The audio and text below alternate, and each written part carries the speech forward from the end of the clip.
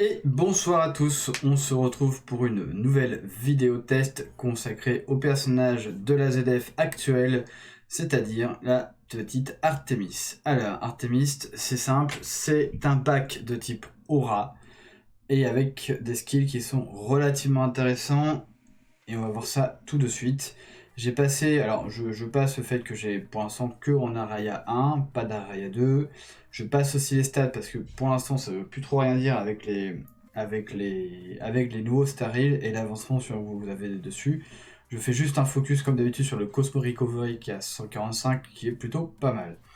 Alors, les skills. Les skills, on commence par son charge kill qui est le Artemis Arrow qui va tirer une flèche sur l'ennemi avec les plus bas HP, infliger des dégâts qui ignorent la résistance Fury et qui ne peuvent pas être esquivés dans une ligne droite, un petit peu comme le fait Eris. Sauf que Eris est du type physique. Voilà. Les dégâts sont augmentés pour chaque ennemi touché. Donc plus elle augmente de dégâts de personnes, plus la touche de personne, plus les dégâts sont augmentés. Le modificateur est à plus 29 000. Ça ne veut rien dire. Le premier auto-skin, Moonlight, qui est le skill qu'elle va réaliser en entrée de combat. Ça va toucher le deuxième ennemi le plus éloigné avec la lumière de la lune qui brille plus fort que le soleil, mais ça, bon, peu importe, on s'en fout un peu. Ça va retirer, nullifier plutôt les barrières et infliger des dégâts de type Fury.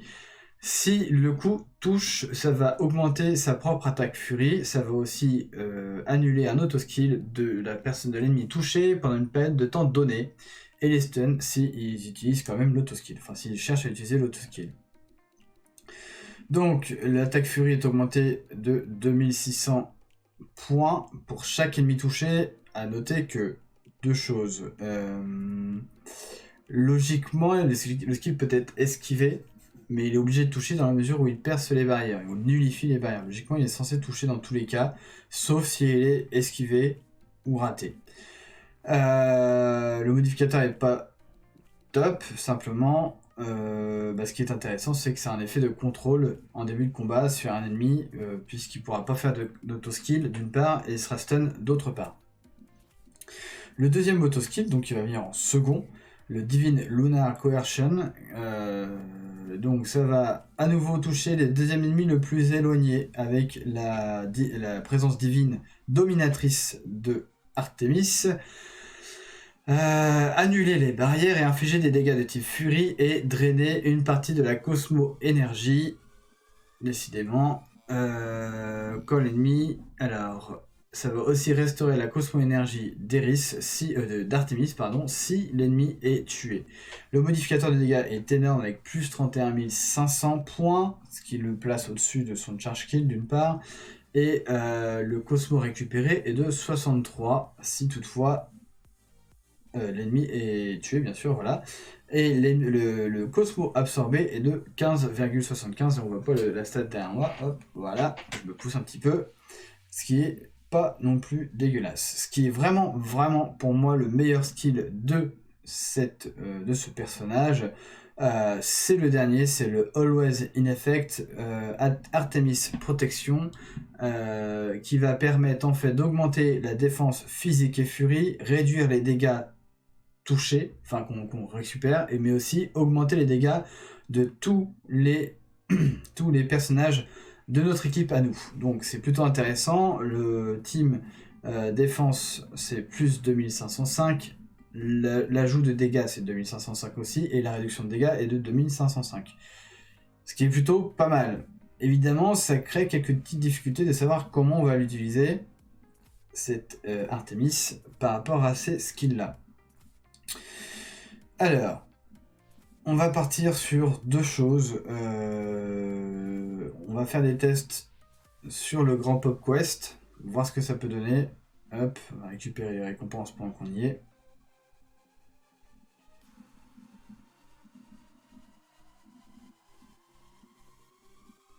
Ah mais j'étais tout seul aussi, ça aide pas.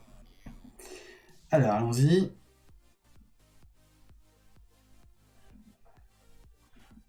Alors évidemment, vous vous doutez que j'ai déjà fait quelques petits tests avec Artemis. Il y avait deux choses que j'ai relevées. La première des choses, c'est que elle a des enchaînements d'auto-skill assez lents, ce qui signifie que pour moi, il faut obligatoirement l'accélérer d'une façon ou d'une autre. Et je pense que même si on met que Aeolas SSE, ça ne suffit pas. Il faut un deuxième booster de vitesse. Alors on va essayer comme ça.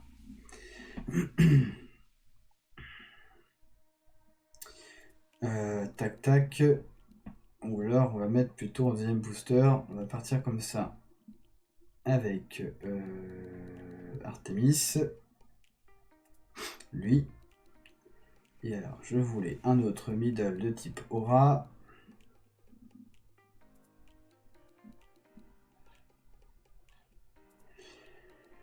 Un qui peut être intéressant. Alors. Moi j'avais essayé avec Kiki. On peut essayer avec Kiki. A noter que les deux, en fait, Artemis et Kiki sont tous deux Araya 1. Ce qui peut être problématique. Par rapport à leur survivabilité. Voilà. C'est le mot que je cherchais.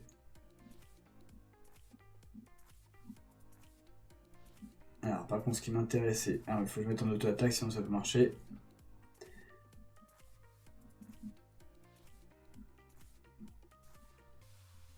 Bon, là, il n'y a pas eu de match. Il n'y a pas de match. Des dégâts relativement modérés pour Artemis. Mais aussi, elle n'est pas partie en spé. Et on va le voir que sa spé fait relativement mal. Donc, c'est assez intéressant de penser à la faire partir en spé. D'où le CIA SGC. Alors, cette team-là va me poser des difficultés dans la mesure où, à nouveau, le Iodin va m'empêcher de partir en spé.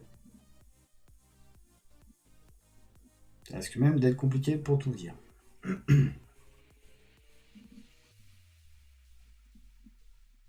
Alors, par contre, ce qui est intéressant, c'est de voir où part la lune.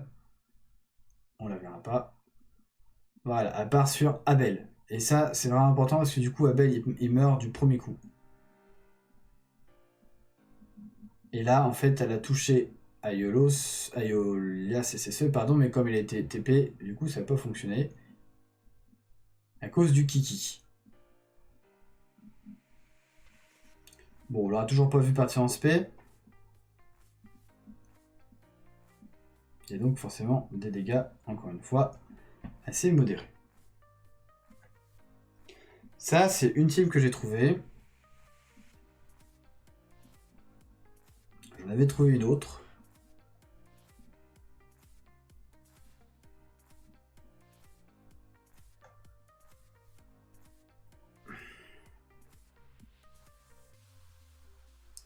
Qui consistait, donc toujours dans cette attaque, à ressortir le fameux Iki LGC. Pourquoi? Parce qu'en fait, le fait qu'elle augmente les dégâts, au-delà qu'elle augmente aussi la défense, qui est très pratique pour la survivabilité à la fois d'Athéna et d'Abel, c'est que tant pour Hades ACE que pour Iki LGC, ça va augmenter les dégâts de chaque coup infligé par Iki LGC quand il fait un punch, ou de Hades ACE pour chaque lame qui part de sa spé.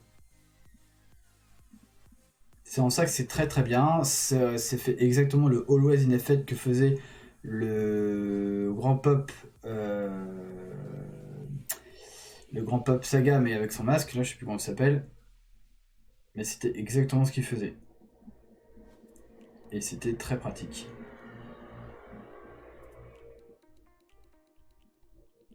Alors, la flèche d'Artemis, c'est parti.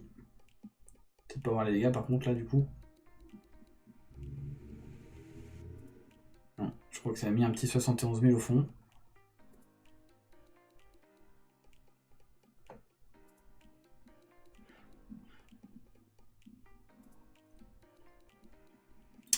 Donc voilà ce que ça donne. Des dégâts un petit peu plus conséquents pour Artemis dans cette configuration là. Puisque forcément elle est partie au moins une fois en spé. Ah oui. Exact.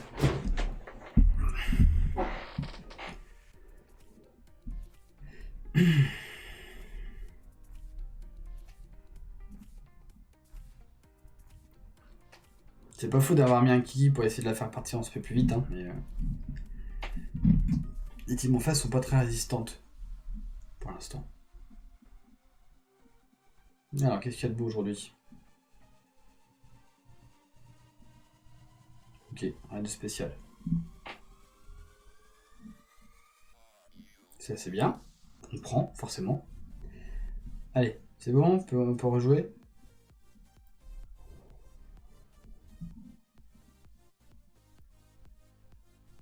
Ça n'a même pas marché du coup, la capture. Ah si, j'ai eu peur.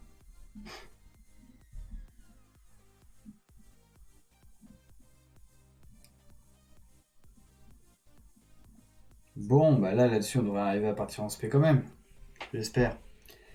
Allez, on va mettre toutes les chances de l'autre côté. Ouais, si je la personne qui est concernée. On va faire ça, ça. Et. Oui. Voilà, ça va éviter à ce que ADSACE déboîte la team adverse dès le début. Là, on va partir sur Seiya Omega avec du yoga. Il devrait aider un peu. Ouais, mais si tout le monde part en SP et pas elle, c'est un peu chiant.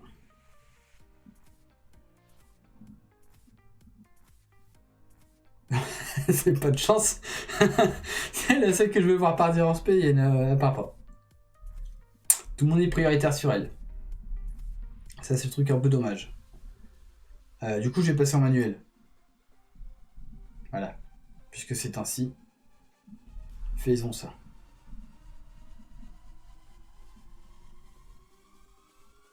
Désolé, Teb.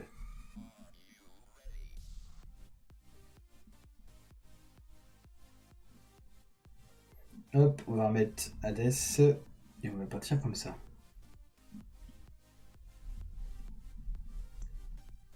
Je préviens Damien, si tu me fais foirer mon test, je vais pas être content.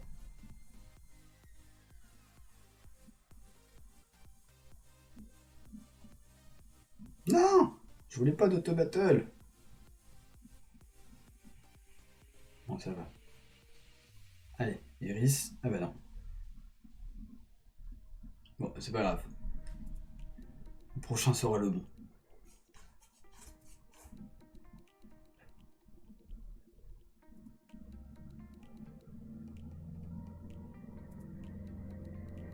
Ouais, après, si je veux faire des skirmishes dans le domestique, décidément.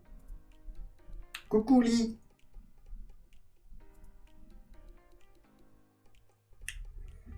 On tourne sur la petite licorne.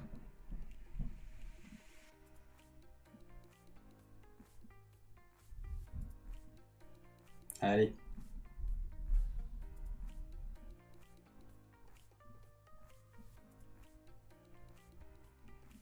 Voilà, c'est parti. Alors, regardons les dégâts qu'elle va infliger. Ah bah non. Il n'y a plus personne là, on est d'accord? Ok.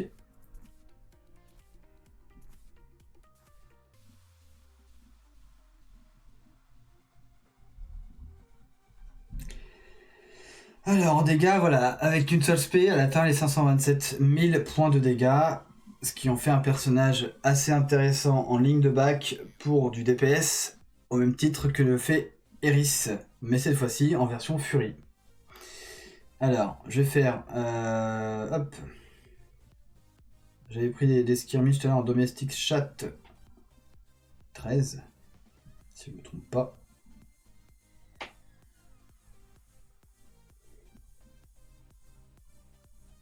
Voilà, je vous ai mis un skirmish ici en domestique chat 13 qui correspond au skirmish avec la team de Kiki.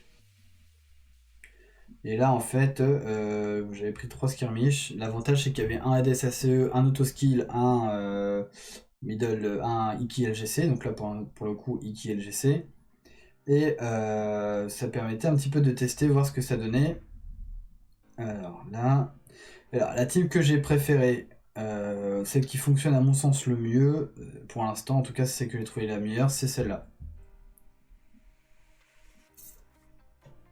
c'est celle-là parce que ça fonctionne vraiment très très bien avec Iki LGC, plus le boost d'Athéna et la défense aussi de... Voilà, c'est vraiment très très bien. Hop.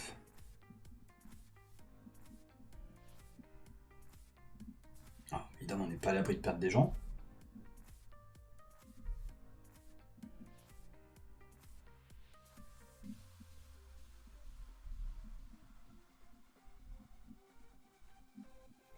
Mais ça fonctionne bien. Pour deux choses, donc on va le voir normalement là, c'est que ça booste aussi les dégâts du Abel. Le fait qu'elle ait les dégâts augmentés, Abel, avec son premier skill Earthquake, ça lui permet aussi de faire de gros dégâts, au-delà de IOSSE, mais c'est particulier parce que IOSSE a été stun pendant le combat, au même titre que l'a été Iki LGC. Donc ça dépend un petit peu de la RNG. Alors, on va terminer les tests là-dessus. Je vais vous donner ma dernière problématique sur ce personnage-là, donc que je classerai effectivement en S pour le PVP. Je pense qu'il y a encore beaucoup de choses à voir, sachant que là, elle est que à Raya 1. Je pense que c'est un personnage qu'on peut facilement classer en S. Un bon personnage. Alors, voilà, ma petite problématique par rapport à ce personnage-là est liée à son skill Crusade. Je l'avais passé tout à l'heure, j'ai skip exprès. Alors, elle est où? Elle est là. Pourquoi? Parce qu'elle est Fury Attack Boost 3, ce qui va permettre d'augmenter l'attaque Fury de toute la team de 15%. En plus, elle est anti-skill cancel, ce qui en fait un bon personnage anti-contrôle aussi. Le problème, c'est que les personnages on rencontre souvent en fait en crusade, par exemple du Hades ACE, c'est des personnages Fury. En attaque, on peut aussi retrouver du LGC qui est un attaque Fury aussi également. Donc ça peut être intéressant de la coupler avec la team que j'ai faite tout à l'heure. Mais ça requiert d'avoir IOSSE en plus. Donc ça c'est un peu dommage. Ça ferait 3 personnages non BBA. Ce qui est un peu dommage. Par contre, la plupart des autres personnages qui font du mal, entre guillemets, sont des personnages de type Fury. Donc ça peut être relativement intéressant. Il va falloir faire des tests là-dessus en crusade. Voir si on peut limiter finalement les personnages hors BBA et mettre cette Artemis à sa place. Voilà, je vais arrêter le test pour ce soir. Alors, vous avez dû voir effectivement que j'ai encore un test à faire. Non pas que je ne veux pas le faire, mais c'est que pour l'instant je suis en manque d'Athéna's Ring à cause du Staril, donc j'ai pas pu faire le test de Mars encore à l'heure actuelle. Ça va venir, ne paniquez pas. Par contre, je le dis tout de suite, il n'y aura pas de test ni de Seiya bouclier, ni de Iki Spear. Pourquoi? Parce que c'est des personnages qui ne valent pas la peine de s'intéresser à eux. Si on peut noter que Iki Spear est relativement intéressant en PvE, mais vu ma box, j'ai pas forcément volonté de le monter pour arriver à avoir un personnage que j'ai déjà. Voilà, je vous souhaite à tous une très bonne soirée et je vous dis à très bientôt. Ciao ciao.